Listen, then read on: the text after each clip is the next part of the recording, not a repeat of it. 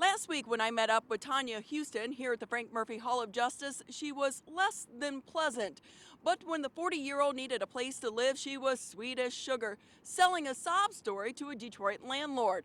Because he had a good heart and he didn't know her background, he bought into it, and it's costing him thousands. A Detroit property owner who didn't want us to show his face bought this two-story brick Tudor house on Detroit's east side as an investment. He fixed it up, made it a nice home.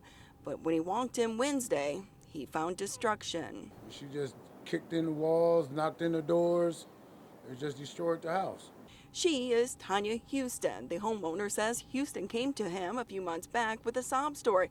She was about to be homeless and needed a place for her family to live. And she told me how good and nice she was, how clean she was.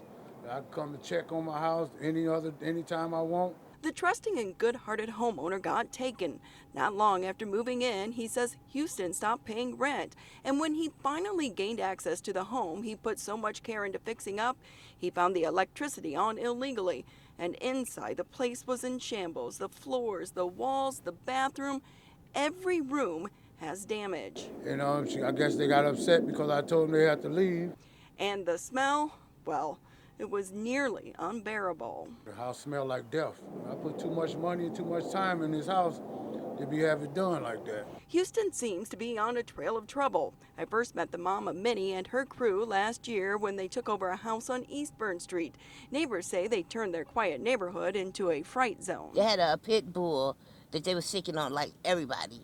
The 40-year-old was busted for squatting and stealing electricity, which is why she was in court last week, and the foul-mouthed mom sure wasn't happy to see me. Why do you have to be like that? After our courthouse encounter, Houston reached out to me, sending me an email from the account lovesweetsex@gmail.com. In it, she says she's ready to talk. But when I agreed, she replied, well, when she was ready on her time, and by the way, she's not a bad person.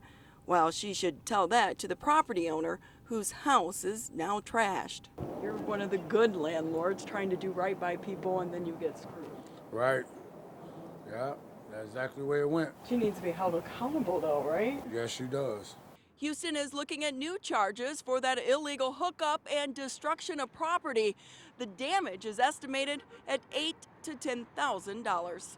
From downtown Detroit, Ronnie Dahl, 7 Action News.